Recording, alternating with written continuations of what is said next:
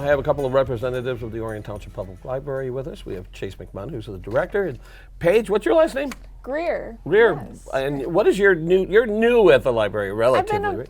around for about a year now. I'm Okay. the marketing librarian, so you'll see me at our events and plugging our events. So, yeah.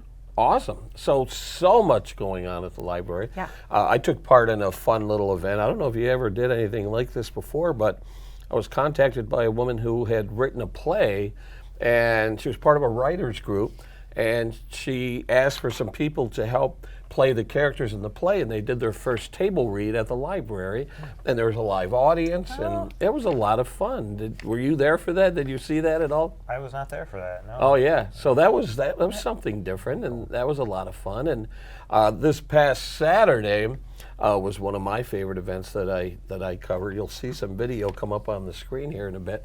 But you kicked off. I shouldn't say kick off because it actually kicks off in November. But we had Battle of the Books at Walden Middle School this past Saturday. It's always one of our favorite events every Yeah, year. there's some video. Talk about what Yeah. we're seeing up here.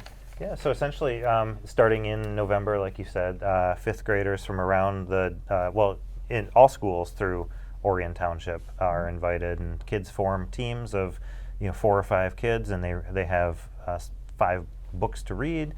So they split up the books, read them all, and then on Saturday we had the big. It's like a quiz game basically. So all the teams have to answer questions pulled from the books, and then tonight we will actually have the award ceremony. We'll unveil the winners and have one of the authors who wrote a book that the kids read there to talk about her journey being an author and what it's like. It is such a fun event. All my kids participated when they were at that age, and I love it. You can see like the different costumes because they come up with really creative team names, and then they dress in costume to like fit their team name and theme, and it's a lot of work, but it's so much fun, and it gets them reading so many different genres of books that they wouldn't normally read. And look at that and turnout. in such detail. They So, had yeah. the bleachers were full, and that's what's so cool about this event is, you go to a basketball game, you go to a volleyball game, you see people in the stands cheering and holding signs. At Battle of the Books, that's exactly what you see. People make signs, they hold them up, they're cheering. It's like a sporting event, but for people who are passionate about reading. It is, yeah, signs and everything. Parents, teachers, everybody comes out to support the kids. So. Yeah. So that's a lot of fun, and that's been going on, close to 40 years? Yeah, it is about 40 years old now. Yeah. So we've had, at this point, one of our staff members was a winner when she was in 5th grade. And a lot of the NHS volunteers that come to volunteer for that event were participants when they were in 5th grade. We always hear from different community organizations that, it comes up constantly. Oh yeah, we were in Battle of the Books when we were in 5th grade, and so it's a through line for lots of people in the community now. Yeah, I had a little meeting with members of the Lake Orion DDA in downtown, and they asked me, what do you got going on? And I said, I'm going to be covering Battle of the Books on Saturday. And they had this intern who broke into a big smile. He goes, I was one of the winning teams. We were the book bandits or something, and back in 2011 or 2012, something like that. So yeah, you run into so many people who took part in that, and obviously they have fond memories of it. So yeah, really cool. Now you have a fundraiser coming up that we want to promote. Now, the library used to do, what was the fundraising event that they did for the Friends where the theme would be like visiting a foreign country? What was that called? That was Passport to Spring. That's right. Yep. So is this going to be similar to that?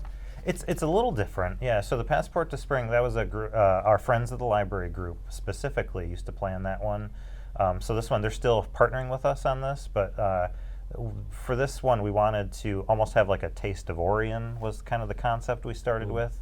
So we're getting several different restaurants local to the area to participate and have different kind of hors d'oeuvres around the building. And given that it's, so we're approaching our 100-year anniversary, and we thought that, it being 2025, 100 years back, Roaring Twenties was a great theme to kind of jump off that. So rather than choosing a country, we kind of went with the Roaring Twenties theme for this one. So it's called the Library Celebration Roaring 20 style. Okay. That's awesome. Are people going to be encouraged to dress up? Of course. Our dress Encouraged. code is dressy, so anything a little more sparkly, a little more fun. Okay. We're All right. So encouraging pull out those flapper dresses. Oh, yeah. And do the Charleston. And Exactly. When was Prohibition? Should we encourage bootlegging during the event? We are going to have alcohol. who makes the moonshine in Lake Orion, right? They're going to make alcohol in a bathtub and bottle it themselves. So. Yeah, we have go. a very strict liquor license. Just for the event. Yeah. That's awesome. And this fundraiser, what does it allow the library to do? Well, a lot of it is, we want people to have a different view of a chance to see the library in a different light. So it is a fundraiser. We are hoping to raise funds from it, but it's also, we have a lot of things happening right now, and we've been working with architects over the last few months to develop sort of what the library could look like over the next 20 years. How can we continue to serve the community the best that we can? And so we have sort of some building ideas that we're working on. We'd like to invite more people in to see the library that might not have been there in a while, show off the space. It's going to be held in the library through the whole library area. Paige is working on a Scavenger hunt, so they can learn about all the interesting things we do they might not know about, like makerspace and library of things and all that. So a lot of it is to build enthusiasm for the things that we want to do, like possible building changes to meet future needs, or mobile library is another idea that we're really looking into quite a bit. Yeah. That's one thing that's been great about the Orion Library is it's not just books. You try to stay relevant by adopting whatever technology comes out. The makerspace is just a great example of that, where you have all these different stations that allow people to do different things. So talk about that being a priority of trying to evolve beyond just checking out books. Yeah, we really want to embrace the experiences too. So we're very proud of our books. Like Dunkin' Donuts, we always have books. We always want to promote reading, literacy. It's super important to us. But people learn in so many different ways. So we want to offer opportunities to have hands-on experiences with the makerspace. We have 3D printer, we have a routing machine, a Glowforge engraver where you can engrave wood. So it's just a lot of fun, and that's, you see a lot of people, especially like over the holidays, they'll come in and make gifts for their family members.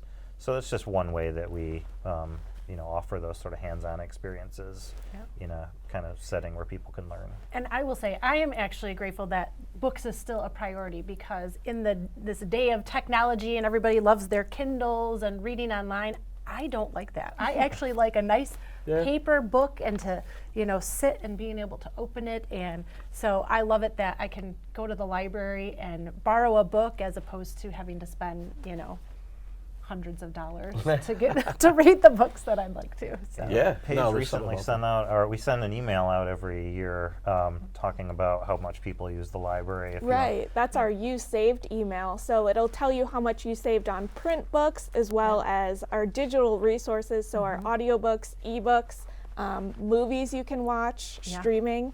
Yep. So I use all of it. So my You Saved is quite large at the end of the year. But yeah, the movies too, you bring up a good point. I know we were talking a previous episode about Star Wars, and I was watching the movies, and there were a couple movies that I didn't have available in my free on demand, and so I checked the library, and there they were. So Of course. my son Colby and I, we made it down and got to finish out the Star Wars movie series. So Speaking of movies, and I hope I'm not throwing you off with this, but I was texting a friend the other day, and he said there's a streaming service that you can get access to watch movies that you register at the library. What do you know about that? What can you share about that? So we have two of them, actually. There's Canopy, which has a lot of classic films, foreign films, as well as independent films. There's also some mainstream movies as well, but that's a really big hub for those really film fans. There's also Hoopla, which is our ebook, audiobook, and then video streaming service, and it has TV shows on it as well. So there's a couple options there. How does someone sign up for that? Joe's a movie buff, so he's like, ooh. Just your library card. Just the library card. That's awesome. I use Hoopla and then Libby through the library as well, because I do like audiobooks at times, because if I'm cooking or doing things, then I can listen to the book while I'm doing something else. So they're great. Yeah, you need to get signed up, Joe. Yeah. I know. For I know. movie buffs, Canopy has the whole Criterion collection Right, on there. exactly. So that's it's great. Joe needs to go on the scavenger hunt, right? There we go. That's right.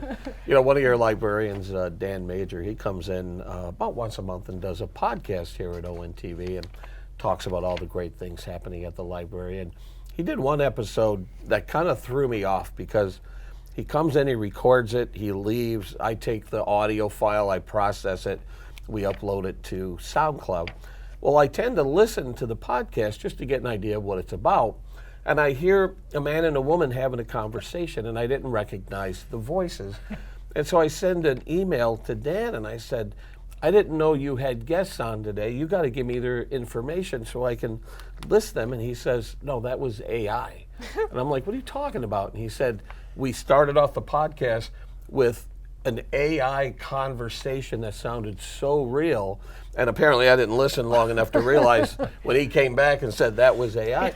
But that blew my mind. I couldn't believe that. It's kind of scary how convincing it was. It's true. If you had, it got repetitive eventually. So I guess we still have jobs, right? For the time being, but it's scary how good it is now. Yeah. And that's another thing that we've had classes on AI at the library. We're just people are interested in how can they use it. What is it good for? What do you want to avoid?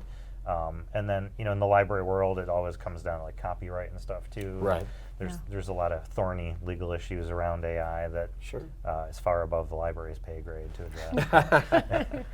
we try to engage with it to stay in the know about it a little bit. At least. Yeah, and that's another great role that the library has in the community is to educate the public on things like that. Yeah, I was going to say, and there's so many different classes and presentations that you have, from financing and estate planning to learning about craft beers and the history. And so whatever your interest, you just need to check out the website, right? Everything's on the website. Or Absolutely. We have our calendar, Yeah. and there's events every day, so check it out. well, and we even have one coming up this weekend. Yeah. So ask them about it. yeah, tell us about on Sunday. What do we have So, coming like up? you mentioned earlier, the Yeah. Dancelers, Yeah. they are opera singers. They will be coming for a Oakland University recital, basically. So they'll have a pianist with them, and they'll be singing. That is awesome. Yeah, it's funny because I didn't even realize when we were talking about it earlier. I'm like, I think I need to clear my schedule and be there on Sunday. So they're going to come and put on a concert at the library Sunday at 2:00. Yep. So, and do you have to register for it? Can you just show Nope, up? you can just show up. Okay. Yep. All And right. that's in the meeting room? It'll be in the meeting. Okay. That's awesome. That's great. That's great. What is, so you do a lot of history events there. I know the Historical Society does presentations there, and there is the James Ingram Room, right? What is Connecting the Dots, Exploring Michigan's History, and it says the early settlers of Oxford.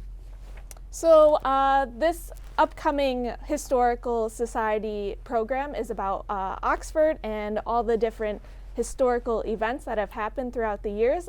It'll go early on in Oxford's history and then lead up to the present.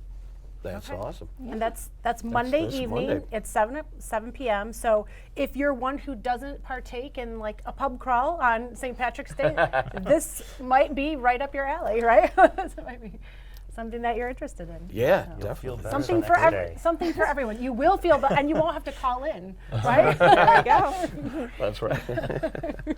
Also, anyone who visits the library over the next few weeks, they're going to see some activity in the parking lot. What's happening outside? Oh yeah. So this is it's not fun, but it's necessary, right? So we are making it a little fun. So we're getting a brand new parking lot. The one we have is original to the building, about 40 years old.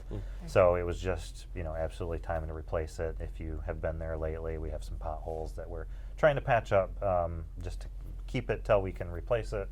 But in the course of getting a new parking lot, which is nice in itself, we're going to add a drive-through lane so that we have a book return / hold pickup window. Okay. So people have an easier time picking up their holds or returning their items without having to get their kids out of the car seats and run into the building. And so we're looking forward to that. We're adding a few extra parking spaces to the lot while we're taking a look at it, and just fixing the kind of the traffic flow of things, making it a little easier to get in and out of. Yeah, some people don't follow the signage, and they'll come in and like hang a left when someone's trying to come out. So yeah, I guess we could make that a little more clear, I suppose. Yeah. One thing, another thing that's great about the library is not only do you utilize the indoor space, but you utilize the outdoor space. You have the great reading garden out back. Talk about ways that you use the outdoor space around the library. Yeah, well, one of the biggest ones, our summer reading kickoff, which this year is June 7th. We hold that outside, and we usually have about 1,000 people show up to that. We bring in bounce houses and rock climbing walls and all sorts of different events year to year. We host some programs outside. Sometimes book groups will meet outside. Through the summer, we have lots of different children's activities for a summer reading program. Last year we had the eclipse party where everybody came, and we had solar eclipse glasses that people could watch the eclipse. Yeah. Any other? It's a pretty setting. So, Oh, and yeah. for anybody who plays Pokemon Go, there's several gyms and Pokestops at Yes. at the library as well. So, And you're right off went of to Pollyant Trail, right? We are, yeah. We're right off of Pollyant Trail. We have a connector path that, so if you want to ride your bike to the library, you can take the Pollyant Trail most of the way and easily connect. We're going to be working with the County Parks Department to actually we have a grass field that's right beside the Pollyant Trail, and we're going to let that grow out into natural wildflowers. So they're going to seed that for us, and then eventually we'll see wildflowers bloom up from there and I clean love up our that. woods a little bit. So we have a nice outdoor property there. That's great. We need to wrap up this segment. If someone wants to buy tickets to the upcoming fundraiser, where can people get that information? Yeah, you can head to our homepage of our website, orionlibrary.org. You can click right on that first image there. It says Library Celebration. And if you want to instead come to the library and purchase your tickets, you can do that at the front desk. That's fantastic. so if you come on Sunday for the performance, right? Sunday, March 16th at 2 p.m., you could always stop and get your tickets then. Absolutely. All right. Awesome. Well, thanks for coming out. Thanks for joining us.